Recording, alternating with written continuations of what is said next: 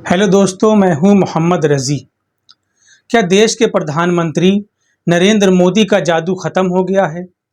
क्या बीजेपी को एहसास हो गया है कि अब वो नरेंद्र मोदी का चेहरा दिखाकर चुनाव नहीं जीत सकती?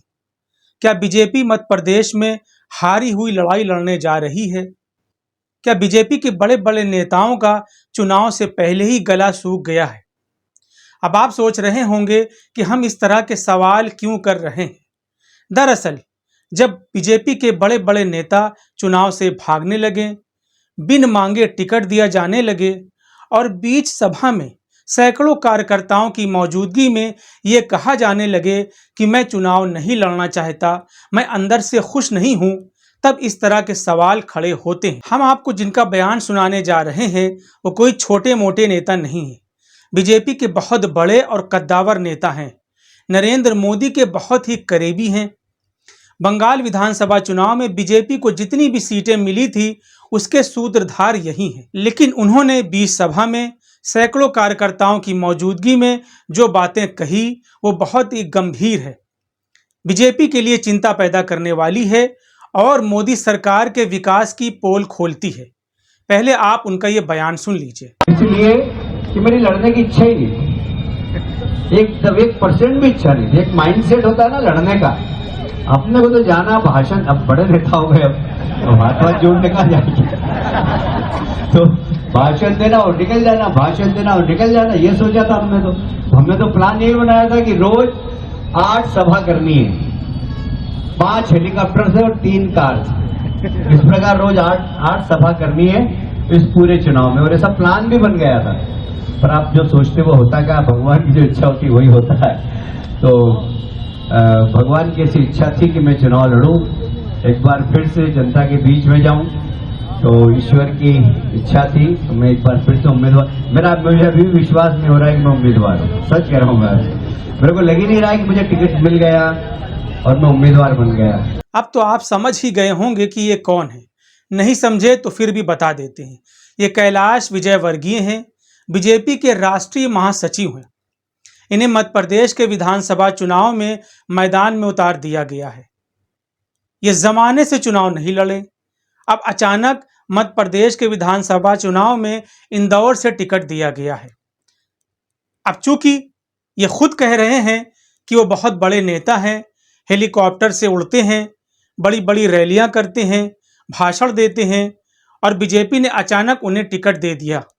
वो अंदर से खुश नहीं है, वो चुनाव लड़ना नहीं चाहते, लेकिन ऊपर से आदेश है, वो मजबूर है। कैलाश विजयवर्गीय अकेले ऐसे नेता नहीं हैं जिन्हें बीजेपी ने मध्य प्रदेश के विधानसभा चुनाव के मैदान में उतारा है।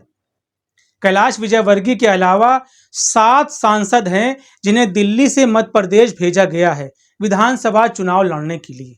अब आप समझ सकते हैं कि मध्य प्रदेश में बीजेपी की हालत कितनी पतली है। इन 7 सांसदों में जबलपुर से राकेश सिंह, सतना से गणेश सिंह, सीधी से रीति पाठक के अलावा 3 केंद्रीय मंत्री भी शामिल हैं।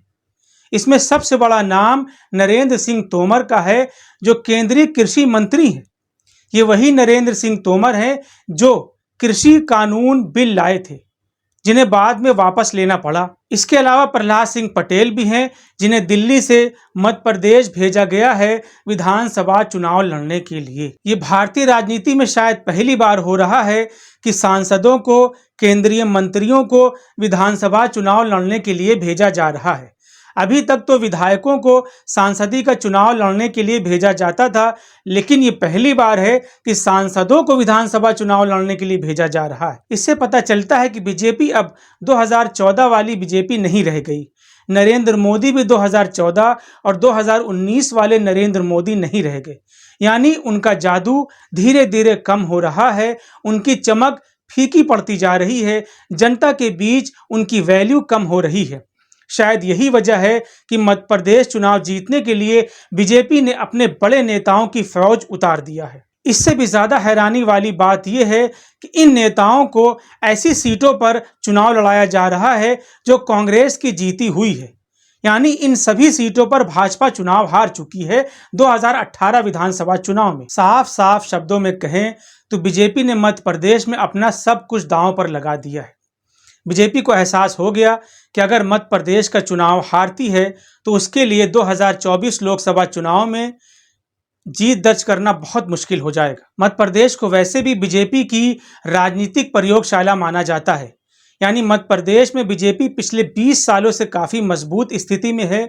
यहाँ 26, 27, 28 सीटें जीतती आई है। इसके बावजूद सर्वे रिपोर्ट्स बता रही हैं कि मध्य प्रदेश में बीजेपी के लिए चुनाव जीतना बहुत मुश्किल है, उसकी हालत खराब है। कांग्रेस यहाँ बीजेपी से बढ़त बनाती हुई दिख रही है। सवाल ये भी पैदा होता है कि बीजेपी के ये बड़े बड़े नेता क्या पार्टी को जीत दिलाने में कामयाब होंगे, और अगर जीत नहीं होती तो फिर इन नेताओं का क्या होगा?